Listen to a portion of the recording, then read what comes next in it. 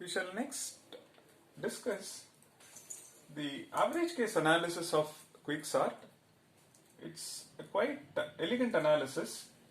It is because of the average case analysis it gets the name quick. There are a couple of interesting things to note, not just for this, for any sorting algorithm. When we do the average case analysis, so there are n inputs, right? A1, A2 and so on up to An. We don't assume anything about the domain, no assumption about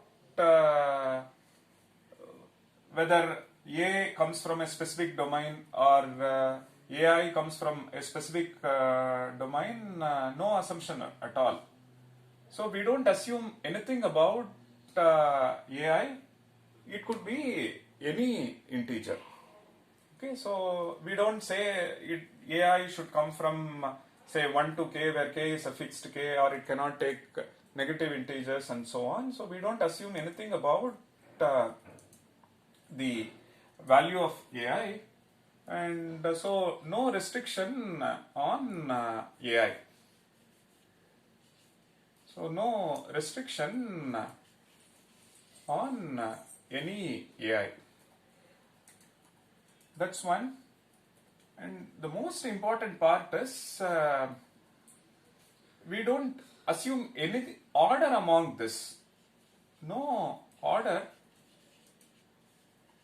among AIs, which means each of n factorial permutations is equally likely. I mean, in probabilistic term, you describe it as equally likely, meaning we don't say -5 should come here, 10 should come here, 100 should come here. No assumption about, no restriction on AI, and there is no order among AIs as well. So which means, and given an integer array of size n, the value that you pass to the algorithm, you can give any n factorial permutations of that, and for all of them the analysis works perfect. So be it insertion sort or quick or heap, we don't assume anything about the nature of AI. It can come from any domain, and similarly, once you take a value from say integer domain, we don't talk about the order among AI. So each of the n factorial permutations is equally likely. Okay. We know that the best case analysis of quicksort is when you see a balanced partition at each iteration, and because of that we get n log n. The worst case happens when it is a skewed one, when one of the partitions is 0 and the other partition is this, and solution to this is theta of n square. Now we wish to know on an average how does it perform. Is it close to best case, or is it close to n square, or something in between, something like n root n and so on. Things that one should make a note is the following. So as part of average case analysis, what is that we are interested in? We are interested in on an average how many comparisons are taking place. That's one. And if you go one level down, so please note, in the first place we may get a partition like n is moving to on one side 0, on the other side n minus 1. Maybe in the next iteration it may become n minus 1 by 2, and this is n minus 1 minus 1 by 2, so something like this. Okay, so next level, it may be like this. Suppose this is say y, the next iteration it may become probably say y by 3, and on the other side 2y by 3 minus 1. This one, suppose this is z, the next iteration it may be say z by 10 and say 9z by 10 minus 1. This minus 1 is for pivot. Pivot will not be participating in the subsequent iterations. So we don't know how exactly the split happens iteration after iteration. So one has to take all this into consideration when we do the average case analysis.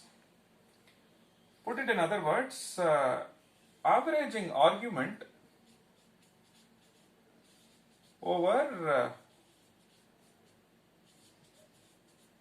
all possible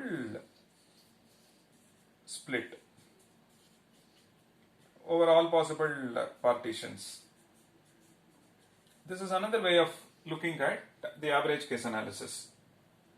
So for a given input, you look at what all ways it can partition. In each of them you calculate the cost and take the average.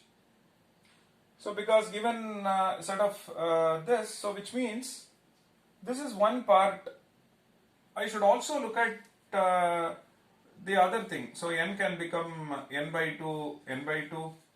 Then in the next case, this n by 2 on the other side, it may become, suppose this is say y, this may probably become say y by 2 minus 1, and sorry, y by 4 minus 1. This side it may probably become 3y by 4. And if this is z, next iteration it may probably become say 3 on this side, and on this side it is z minus 3 minus 1. So I should look at all possible ways of getting the split, calculate the cost. So what we are going to do, very similar to insertion sort, I am going to define indicator random variable which will say when exactly two elements are compared. That is something, an important thing to note. If you look at say quick sort, say 1, 5, minus 10, 6, say 7 and then 2, what do? We start constructing a small window, large window and so on. So I compare with this, you see that this is my pivot, right? And you see that pivot is larger than this, so you create a small window containing 1. Then you see that this one is large, so this goes into large window. Next you see that there is an element, so you keep, this is our invariant, right? You keep maintaining a small window and a large window. And now you are at this place and you see an element x and pivot is somewhere here. This is your pivot. Now you compare x and pivot. Suppose x is less than or equal to pivot. What do? We bring x to the first place of large window, then swap x and the first element of large window. Now this way what happens, small window expands and large window is shifted by one cell right. If it turns out that x is more than pivot, you simply expand the large window. Expand large window. This is essentially what we are doing. So I repeat, we maintain a small window and a large window and an element x is under discussion, we compare x and the pivot. If x is small, then we swap it with the first element of large window. This way, small window expands, large window shifted by one cell right. In case this is larger than pivot, simply expand the large window. So like that we keep doing it. At the end, what do we do? When we are done with this, we swap x and the first element of large window. When we do that, what happens? We will have x, to its left we will have small window, to its right we will have large window. That's essentially what Quicksort is doing.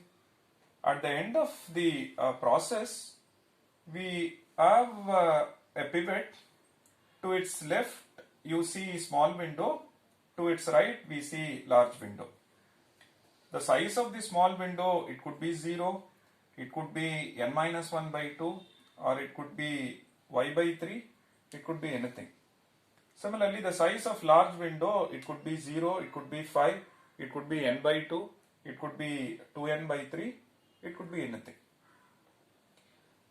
So now, as part of average case analysis, we have no clue what would be the value of small window, what would be the value of large window, and so on.